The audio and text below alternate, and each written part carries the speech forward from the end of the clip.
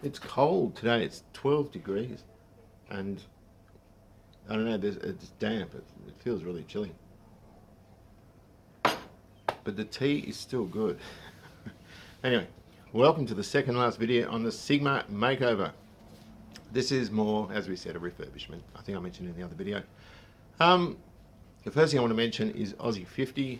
A lot of people have made tribute videos for him. I didn't know him at all, really, but I did enjoy his videos. 33 years old and suffered depression and passed away. So, look, a lot of us have been through this sort of stuff. Depression's horrible. I know a lot about it. I want to thank everyone who made positive comments on the last video I made as well, because they could see pretty much that I was out of it. But there is support. The problem with depression I found is you don't always want support. There's something almost masochistic about it. And that, for me, Big Clive mentioned that it does pass, and it does for me. It comes in waves. I ride it out. And currently I'm seeing a psychologist, so, it's helping. It is helping. So, it's a horrible, horrible thing. It's nasty, and those that don't go through it and don't suffer it are very, very fortunate, because it blows. It really does. It's horrible. So, that being said, I do wish best wishes to Aussie50's family. Ed, I think his name was, and I hope they find a way to cope, because there's nothing more horrible, particularly from his parents' point of view, as losing a child. So it's a ghastly thing. So getting onto the Sigma, right, we've got a problem. The first problem, the rear bushes, the forwardmost of the rear trailing arm bushes on the lower arms, I bought ages ago, and they were dispatched straight away from the seller, and the courier company picked them up and apparently brought them here, but they never showed up. Now, that was on a day that I was away from work and I was sick, and so I was here and I was in the dining room, and you can see in full view, the front of the house. So they never came, and I've got in touch with them. I said, are you sure you got the right house? But even saying that, you would think a neighbour would see the address and my name and deliver them, but I haven't got them. So what that comes down to, that was $72 online. I might have to go to Burson's. They're $30 dearer, so it's another $100. But I need them to rebuild the rear suspension, and they're the first thing you put in. So you put the bushes in. The eyes are ready for them. I've taken the old bushes out, so it's just a matter of putting them in, doing the rear of the arm up to the rear axle, putting the springs in, and then doing the upper arms, and then we're out of it. So I can't do a damn thing until I see those bushes, which is a pain, because I don't want to have to have dropped $174 on a pair of rear bushes, but it is what it is. Now, this brings around the second thing. The car's almost finished, we know that. There is enough content for another video if you want, and I'll just count votes. So if you want to see another one in just the finishing off stuff, the small finishing off stuff, then let me know and I'll do that. And if we do that, then I'll start the car and run it in that video, and then the final one will just be about getting the roadworthy, going for a road test, maybe offering a critique on the car, how it turned out, that sort of thing. Otherwise, I'll just have a little bit of footage and I'll do it all in one, but that will be in the holidays. So 3 weeks from now, because that's when I can book it in for a roadworthy and get the exhaust looked at and that sort of stuff. So this is the second last one. We can probably make it the third if we want. It's up to you. Let me know. And I hope you enjoy. This is my mum's car, and she's had a bingle. She hit a fence at low speed. It's pushed the bonnet up, broken a bit on the trim on the radiator support. It might have damaged it, I'm not sure. And my poor mum, she's old. She's not going to be driving after this. This is the last sort of swan song effort.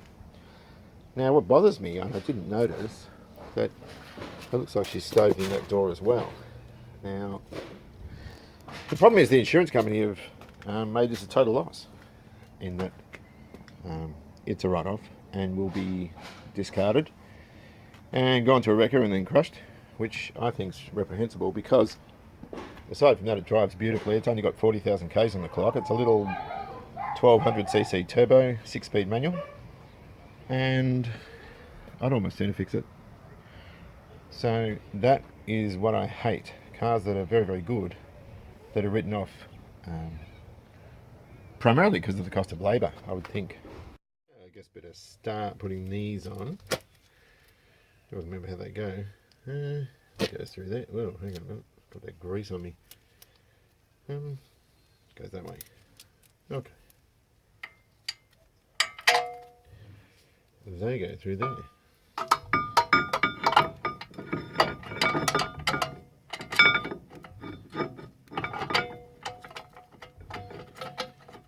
So I've got to clean the stuff, the anti-rust stuff off the disc. So I'll just start these two bolts and we can tighten them up. And see how that one goes in here. A bit of thinners here, and I'm just going over the disc to wipe off any of that protective greasy stuff, anti-corrosive stuff. And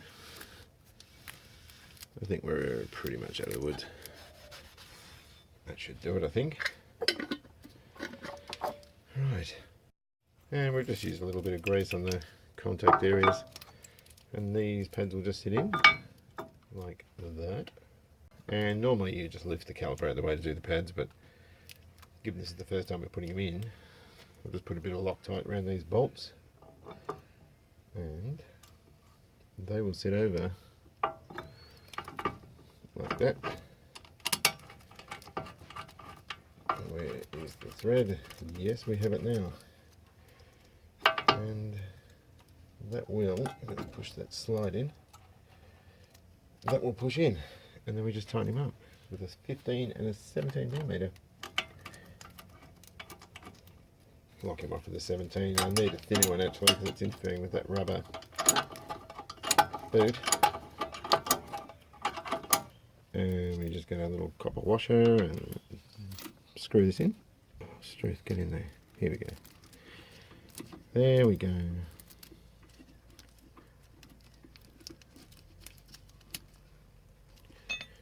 nip him up with a 16. Flare nut spanner's better for this sort of thing. I wonder if I can fit, I can't even fit the ring spanner over there, can I? No, I can't. Oops, the wrong way. There we go. That'll do it. Right, and then that hose there comes through here. And then we just knock that guy in. Hang on a sec, you can come off. And then I'll undo these because these are just sitting here. There we go.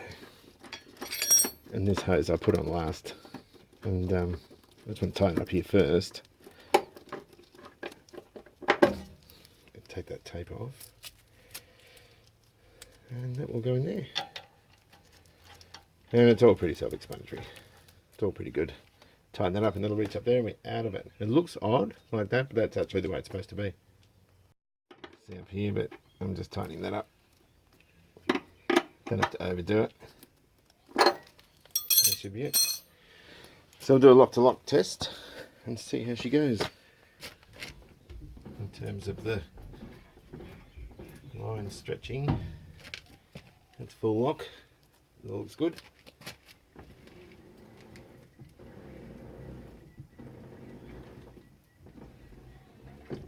And that's full lock. And that looks fine. Good. So we can call that done. We'll bring it around here. Do the other side. Right, Saturday, and we're back on this jalopy. Undid that brake line down there and blew out the brake lines because there was some crud in there, old fluid, but they're clear, which is good, really, really clear. And at the same time, we've sort of blown compressed air back there into that rag as well. So the rear brake lines are clear. I don't want any old fluid or anything being pumped through and into the new wheel cylinders. So I'm just bang a new wheel cylinder on, like that. Left the other side together so I can just, as a map, because I didn't take any notice when I pulled this apart how it all went together. So I'll tighten these. No, I'll tighten these up. Roll forward shoe with a leading edge. We've got a roll pin in there. It's proud on the back about a bit over an eighth of an inch, probably 4mm. I'm just going to take it out. Knock that out and use a penny punch, and then that will go in this side, and I can see the depth of where it was. That goes in there. So let's bang him in. I'll do it on the carpet because it's new.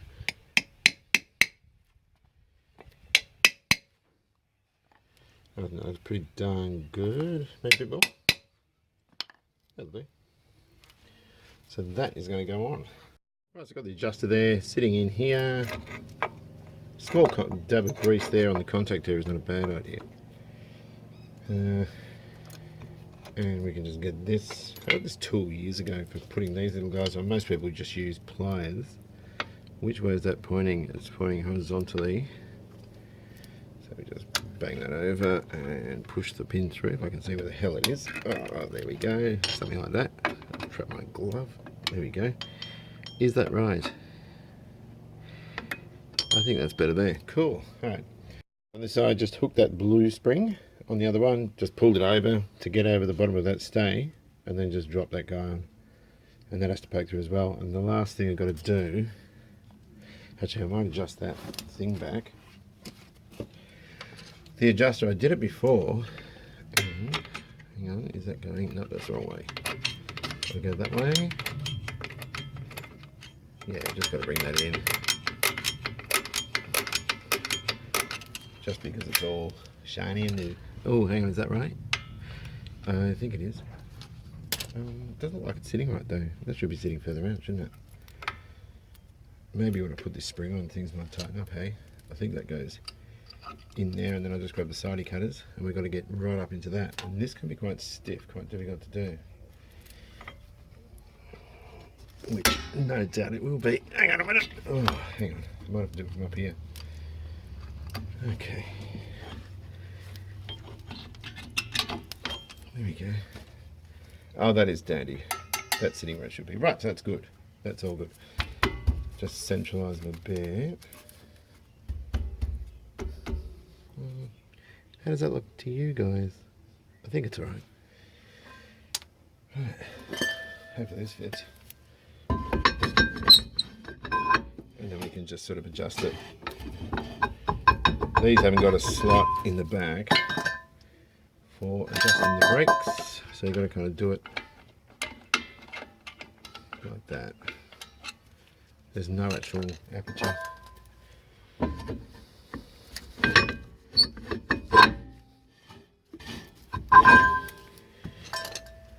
Bit of a pain, but doing drum brakes is a bit of a pain too, hey? Now that could be too much. That feels, oh no, that might be right on. Nope, big one. Anyway, I'm just going to keep adjusting it until I get it right. Using up all the stuff in the boot, there's nothing much left. A water bottle, some bushes, some nuts. I think there's 4 of them. I need to get 20. A bolt. I can't remember where that goes. That one. Just really odds and ends. That's a grommet for the engine bay main wiring loom. I've got to put back in, and the thing for the fuel filler. Just banging ahead with this. Got the parcel tray thing on. Up here, the hoses are in. Can you see it? Yes, you can. The 2 hoses there. That is all looking super neat and doing what it's supposed to do. I'll take this bracket off and fit the radio in next, I think, and that will sort of look a lot sort of more finished off, if you know what I mean. So I'm going to just pop these out of here. Oh, hang on a sec, and shut it off. Oh, look at that bird. Right. Oh dear. That's not a good look. That's much better. Alright. Started doing these heater hoses. Not happy with it. I'm going to have to get a reducer. I'm hoping I can get a right angle one because I can't get these hoses. And of course I've got to get a joiner for down there, so I can just sort of join those 2 5/8 ones like that. Oh, it's gone out of focus. Can you come back? Come on, focus. What are you doing? Yeah, so we can just join those down there. It's less than ideal, but look, what do you do? Just going to put the engine earth or the battery cables in, And once those hoses are joined, I can fill the thing with coolant. Brakes are all sorted. I've just got to bleed them. Lovely blue fluid, which matches the car nicely. This does seem to be off against the shock tower a little bit, more than what the original was. I'm not sure why. And of course that grommet we were talking about goes up in there. And that loom comes out. Just can't remember what that does. Yeah, we'll sort it out. And of course, the other thing is just connecting up these wires. Distributor, I replaced that, looks terrible.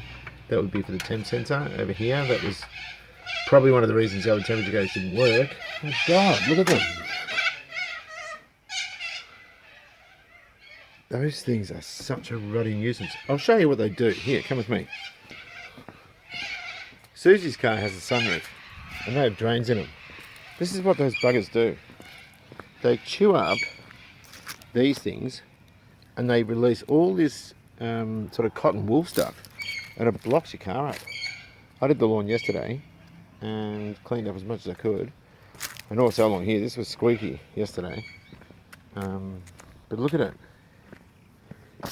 It's just awful stuff, and it's those bloody birds, the corral things. Last year the council had a program, and they put a little sort of like an injection for a tree to stop them producing those berry things, but it didn't work. I took this old thing up to Upper Gully with my daughter today. It's such a superb car on the open road. It's lovely. Right, Sigma center console, and at first glance it looks to be pretty revolting and a bit yuck, all that sort of stuff, which means the same thing. But really it's in outstanding condition. We've got the boot that's come away there, but that's just sitting on a framework, so some glue has come adrift, or caused it to come adrift. We've got a couple of very small holes there, but I don't think they're worth doing anything with. I think this is just basically just a cleaner. I don't want to paint it. If it was to be painted, there are embossed sections here which carry silver paint. You can see the remnants of it there. But I don't think it's worth going through that whole rigmarole of trying to paint this, battling fish eyes, and all this sort of business for the sake of it. I think it's just best to clean what's there. The good thing about this, if I lick him around, is this just all comes out. So I can take these, just break it off here, or this strengthening rib off here. I wish the Fords had something like that. That's a really good design feature. And also underneath where the handbrake curtain is, that's just all removable. So I take those off and start to think about cleaning that. It's good that it's even still got this bit here, which is the sort of thing that covers up the screws. So it's really, really good. I'm very happy with this. So I think we'll just pop that boot out there. So it looks like one of the posts is broken, so I might have to think about a longer fastener in there. We'll just see what it looks like when I take this off, which is right now. Yes, we've got a problem there. I'll have to think about that. Oh, it's got two broken posts. It's got that one there too. That's unfortunate. Anyway, cross that bridge, as they say. And this one here, probably much of the same sort of thing. This one actually looks to be a bit better, but it'll just make cleaning so much easier. I might actually submerge these things in the laundry trough, and that way we can really sort of clean them up well. So there's that. So whenever I bleed the brakes, I always start with the furthest point from the master cylinder, which would traditionally be the left-hand rear.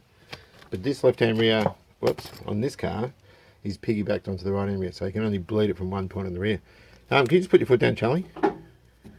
So these are completely dry. Oh, there comes already. Up, down, up, down. That's not too bad. A bit of water, a bit of air, sorry. Up, down. Some cars you can just go up and down with leaving the thing open, but being a new bleed, I'm not doing that. Up, down. That's looking pretty good. Up, down. I can hear a bit of air there, but we're getting there. So what I want you to do is up and down on the brake pedal, just pump it up like here, do you know what I mean? Up, down, like that. Bang, bang, bang, bang, bang. Can you do that? Then hold it down. You right? Holding it down. Alright. Pump it up again. Up and down, bang, bang, bang, bang, bang. Hold it down. You got it? These are lovely and clear now. Do it again. Pump it up. Hold it down. Splendid. Up and down again. Bang, bang, bang. Hold it down. I think we've eradicated everything. I'll just give it one more for good luck. Bang, bang, bang, bang, bang. Hold it down. Oh, there's still a tiny bit of air there. Hang on a sec. Pump it up again. Hold it down. Pump it up again. Hold it down. Clear as a whistle. Pump it up again. Hold it down. We're good. I think we're good. Have a rest. So the last thing to do is just to check all the unions for leaks. There's an awful lot of pressure in these. That all looks pretty good. What about this one down here? You just don't want to trace a skerrick of any leak anywhere. And this has quite a few areas where it could.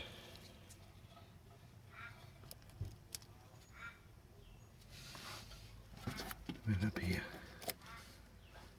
I think that's all right. There's a bit of residual around the nipple. That can come down. I'll just get my spanner and check that. Let's put the cover on. All good. And let me just try and organise some light. Right, so the next thing we do, we've got the brakes all sorted out and looking good. What we're going to do is get this lower arm off. It's got the spring on it. So we need to jack the car up a bit further, support the body, and I might take the shocks out, lower the axle onto stands, then put the jack underneath that spring base there, lower it, remove the spring and take the arm off. I think that's probably the best way to do it. Shocks off. I just want to lower this and see how far down it comes. And there's a couple of things we've got to keep in mind. The brake line and, oh, here we go. The brake line and the, what do you call it, tail shaft. Those springs look like they're going to be bloody easy to get out, which is terrific. So there's not going to be any tension on that. What I might do is, with that low, I might put a jack under the rear axle. I might crack that one first, take that out, pop a jack under there, and that's going to hold everything beautifully for me while I drop this here and get it off. It looks like it's fairly simple so far. Well, I like the other one. The wear is moderate. Can't see that. Check this one out up here. It's absolutely had it. So I have to take that out. Got to film this coming out. Hopefully this doesn't hit the jack stand. Oh, just cleared him. Oh yes. Wow, that's cahooned. That's had it. Alright. Right. Grand tour of underneath the back of the Sigma, and it would have been so much more sensible, and I knew this before I did it, to take the rear axle out and bleed up the brakes later. I can still do it, but I don't know, I might just battle it under here. We've got, let me move. This is all loose. Those bushes up there are so stuffed, and I think that's pressed into the rear axle housing. I'm not sure. I'm leaving them there at the moment because I've got the sort of diff housing sitting on a couple of jacks and the car sitting on jacks over there, so it's sort of floating at the moment and it's quite easy to move around. Anyway, what I'm going to do is I'll redo the lower arms, and then I'll put them back in, and then I'll tackle these. The arms themselves are quite surprising, really. I'll show you. They look to be identical to start with, so I think the but I'll leave them in the order they're in, if you know what I mean. Now, what's surprising about them is that these bushes here don't seem to be showing any wear. Bushes run at around $70 a pair, but these ones at the front are so knackered. You can actually push the inner out. It'll push out with your fingers. Oh, hang on a sec. But you can see how knackered it is. Now, the problem with these bushes is they're the ones that you leave the outer in, and so the inner is sort of vulcanized. The rubber is vulcanized inside that shell, and that can be a real headache to get out. So I'll put it on the press and see what I can do. This one's no better, it's exactly the same. You can just see there how easily they come out. So they're fried. These ones here I'm going to leave. And these are the ones that I actually ended up buying because I saw them and I didn't get under the back and have a look. But they are not showing signs of too much wear. So I reckon we can leave those two. So we're really, to do the rear end, we've got to do these two here and the 4 on the upper arms. So these two here and the ones on the other side, and then we can call the rear axle done. It appears that these are the same pressing. They're drilled there, but they've only gone one way because of the captive nuts that are sort of only the one side of them, so we can't get that too wrong. Same with that one there, so that's easily identified which side they go on. Right, radio cassette and a very busy bit of retro circuitry. This machine doesn't use belts for the cassette drive, it is geared, so apparently it wasn't working, so it could be a micro switch or whatever when we put a cassette in and the mechanism goes down. I can't see it looking around at the moment, but I will locate it and just contact spray it for now. I'm not going to spend any time on this. It doesn't matter to me if the cassette doesn't work for now. It's very easy to get the unit out and I can look at it at a later date. Looking at the casing, there's this bracket that's Mitsubishi, there's a radio that's not. I've drilled it and I'm going to pop rivet it from the inside, getting rid of that swarf and so forth, because there's a circuit board along here and one of those sort of fibred papery type insulation panels there, so I need to get rid of those. Whoops, I need to get rid of those bits of swarf and I'll be back. We're going to pop rivet it from the inside, which would be great about the right size drill. In just a moment. Help a bit of room by just filing off the top of the pop rivet if we need to. This is weird with the camera here because it's in the way, but let's, they're actually the wrong size rivets, but whatever.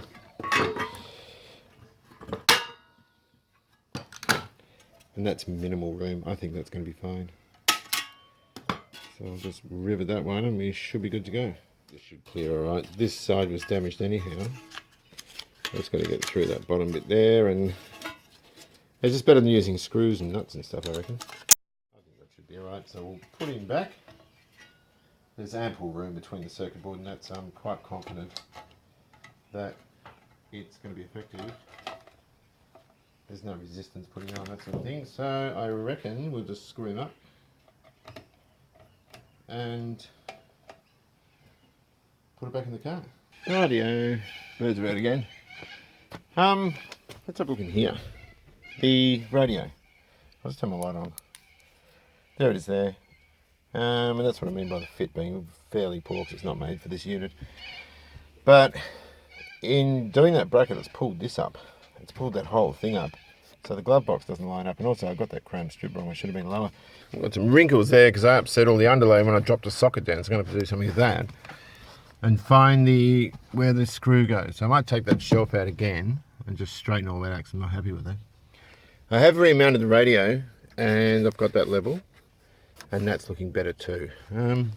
Wired it up, but I haven't wired the speakers because I've got to get around the other side to do that and move the forward in the process because I want to be able to swing that door wide open.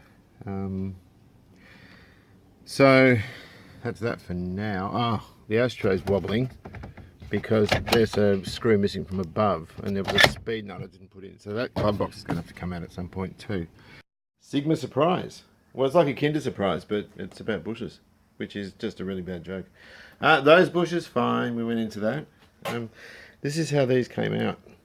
And I did minimal, there was minimal trauma, if you like, involved with removing them. All I did was put a socket in, slightly smaller than that, and just smacked them both out. Or at least press them both out. So they can go in the rubbish. After which, I've just cleaned out the inside. There's still a bit of gunk in there. You can see it in there with an old woodworker's gouge. And they're almost ready to put new bushes in. There's a few more surprises here though. These ones here are knackered. You can see they've delaminated from the inner part there and they're quite loose. That being said, the vulcanizing around the outer is still alive and well. And on this side, of course, they're the ones in the differential housing, which I'll have a look at in a moment. But I've also found a rather lovely custom-made busted sway bar.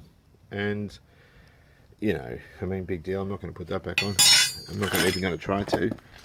By all accounts, that brake, that looks like it was done quite a long time ago. That whole rear end would have been shunting forward and back with the amount of damage on the bushes. It really would have been a mess. Now the shockers by right should be knackered, but they seem alright. They might knock though, so we might be putting a new set of those in as well. Even though they seem alright, I'll just try them out. The XC is meant to have a sway bar too, and I found one for it and a guy wanted $1 million, so I just thought, stuff it, I'll do without it. These ones here are pressed into the rear axle housing, which is why it would have been so much easier to take the axle out, and I should have. But what I'm going to do, I'm just going to run a drill bit around the perimeter of it, clean it out with a gouge and leave it at that, just bang new ones in, because these bushes we're getting use that outer. So hopefully, I wanted to order them all at the same time. Right. Oh, some of these, I just hit my head, some of these bushes are conical shaped and it's cast into the housing. This one's been a little bit more problematic, and a lot of mechanics will be inclined to heat them up with a gas axe and burn the rubber out that way. We don't think we want to keep the outer, because I think the new bushes need that outer. Basically just drilled around it and flicked it out with a screwdriver. That's the inner part there. Hit it with a gouge. Scraped a few bits out of it, just the loose stuff. And all I've done really, hang on a second, I'm just going to take this out. I haven't got a wire brush that fits very well, so I've sort of shoehorned one in from the back, and I'm not in a very good position here, by the way, and basically honed it like that. If you reverse the direction, it comes loose, but it's made it very smooth on the inside. Even though there's still a little bit of rubber, there's a bit more work to do. But that's taken, what, 20 minutes to get it like that? So, look, I'm happy because I reckon a little bit more finessing and I can get that fine for the Nolothane ones to press into. I think they need this out. They have on the front and also on the other parts of the back.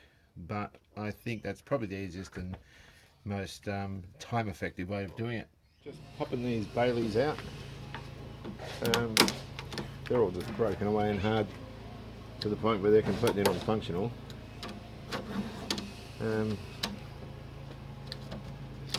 I've got the bulk of it out. Just got to dig out these remaining bits, and then I'll take the window off its thing and canter it over so I can get the rest of it out from under here. But it's all just super brittle, completely unusable. Now, Rare Spares didn't have a listing, but they had a universal one which fitted, and so that's what we're going to go with. This is actually quite normal for a car of this age. I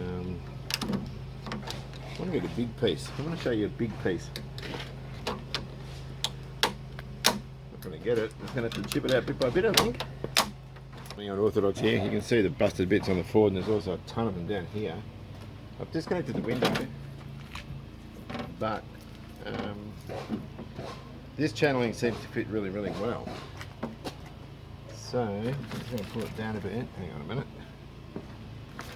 Get it to sit in there.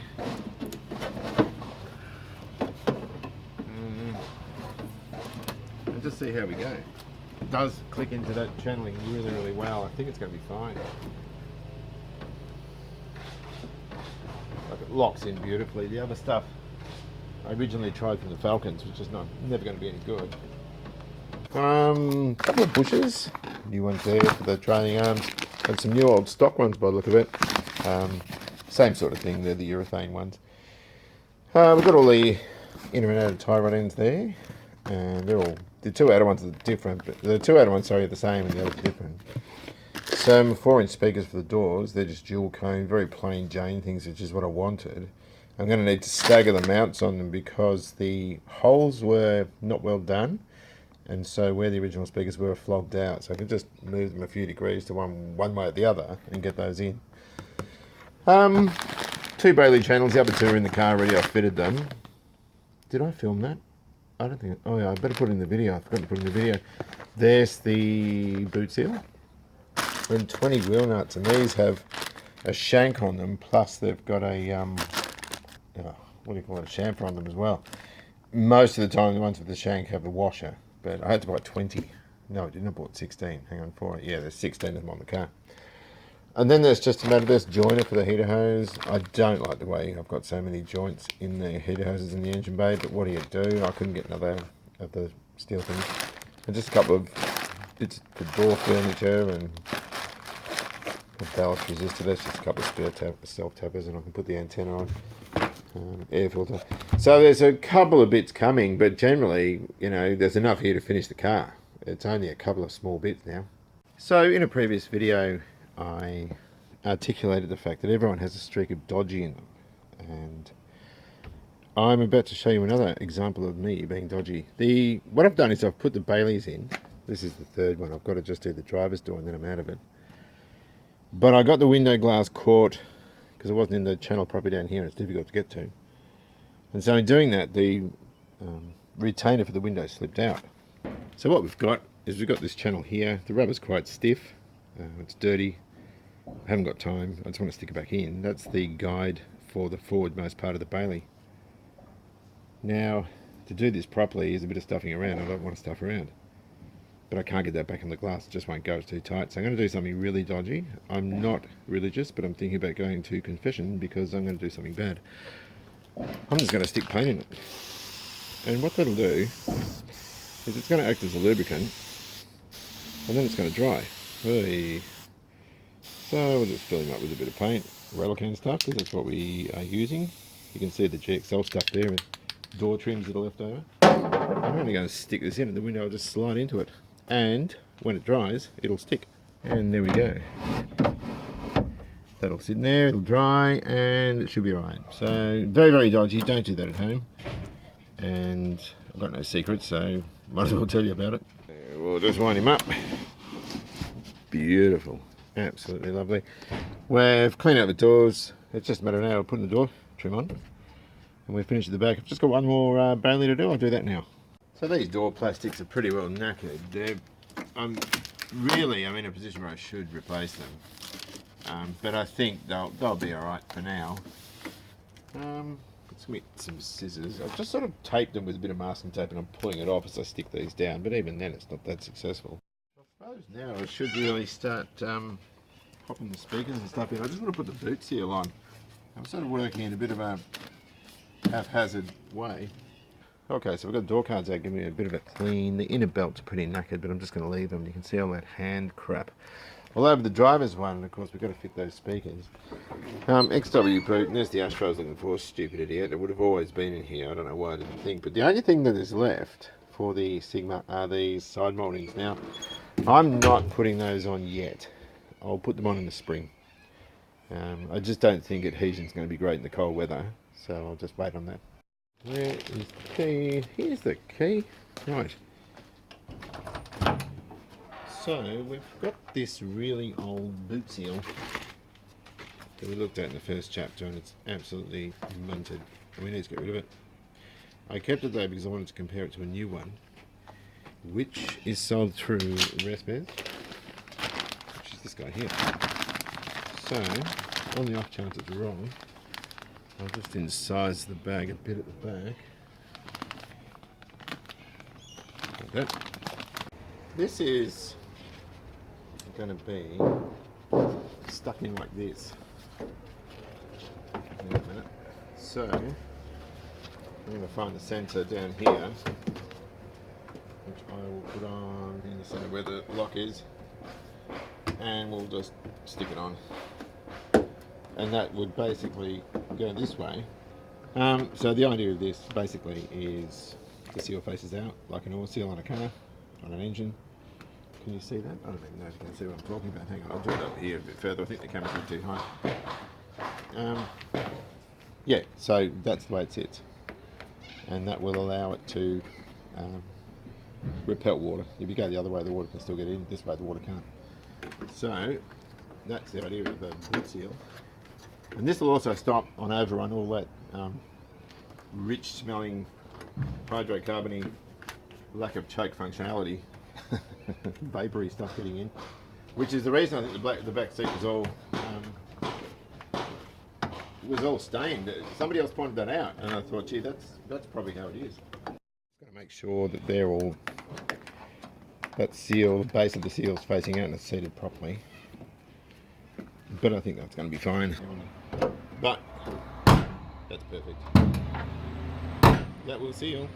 So that's all there is in the trailer now. There's nothing in the boot of the car. There's nothing in the boot of the XW really.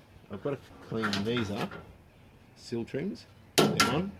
One of them has like black rubbery stuff on it, which the previous owner put on the rust hole, so I might soak that in thinner and try and get that off. It's all over the place, it's a bit messy. But we're nearly finished. Nearly finished. This came up beautifully. It's just washed. I didn't paint it. Hopefully the colour has faded. It's sort of greener than it was before, so I don't know if it's going to scream in the car, but I'm certainly going to try it. It's in impeccable condition, so you know, I think we can just bang it back in the car and suck it and see. The console is here, stained there. A little bit of discolouring, I don't know if you can see down there, just there, but not enough to worry about. I don't want to paint this and then have to mask it all off and just do all these highlights. I'm just going to leave it. I don't want to change it. I haven't put this brace in here underneath because I rattle can the screws, because they look pretty mangy. Right, so the problem we've got is this. We've got a cup of tea, which we need to take a swig. Here's the boot. It's good, although it has got that little hole. In the forward area of it, another one there, not enough to worry about. I think we can put that back in. But what is a problem with the posts? There's 4 posts, 1, 2, 1 was there, 3 and 4. And we've got this bezel that goes around, locates on these pins. One's missing. And so what's happened is it's only supported by these 2, which are cracked. So they're not going to last. Of course, the screws are self-tappers. So what we've got is got a bit of a problem. So I think what we'll do, these are my father-in-law's out of his little screw and bolt box. I'm going to grind them down almost flat and adhere them. I'll take these pads down to their level, because they're level on one side but not the other, they're sort of staggered. And by gluing them in, it'll offer a stud arrangement in these 2 areas here. So by doing this, it's like putting studs in an engine block. There's less duress on the block and all that sort of stuff, where this will be the same. What we're down to, the mercy of, is contact area. So that wouldn't stick now. I can use a 2-part epoxy, which will adhere it, but it'll snap off fairly quickly because that's round and that's jagged. So I can get the Dremel, level that off. Flappy disc on the grinder, take that off nice and level. And this little computer blank, this is great. We'll cut the tongue off. We'll cut 2 lengths of it. And that will rebate into there. I can put epoxy on that side, epoxy on this side, and around there, which will spread the load. And I'll adhere 2 pseudo washers, for want of a better term. And I think that will work. I think that will be the best outcome.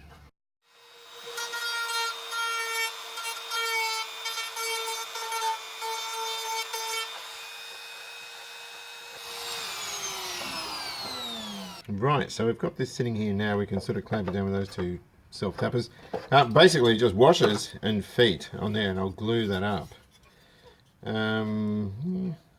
It's got to bend it a little bit. Less than ideal, but I think it'll be alright. And whatever the case, it's going to offer a little bit more in terms of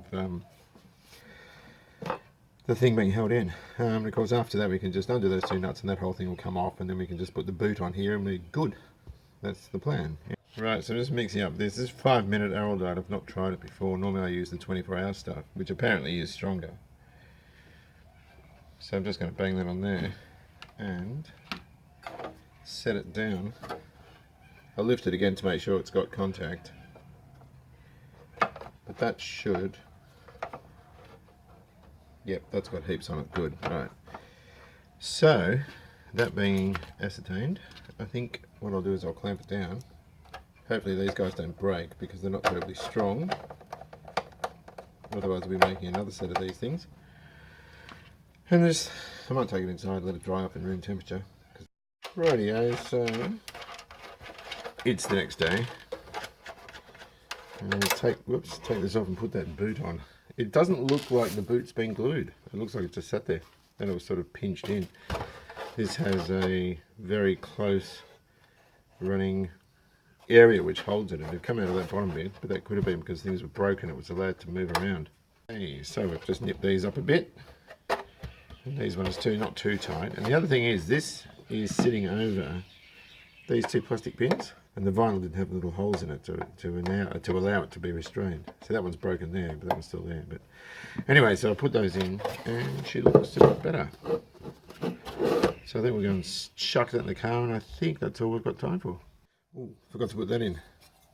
So we'll just stick that in like that, screw it in, and now we'll put it in.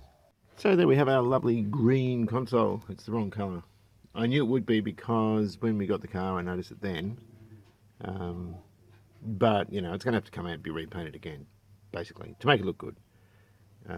But for now, as I said, you know, I want to get the thing finished, so I think that's going to do. The other thing, where are they? Oh, are these bushes. They're the upper arm bushes for the trailing arms. Now, I need the lower forward bushes, and apparently they've been delivered here, according to the courier company, but I didn't get them. And I need those in order to start rebuilding the suspension.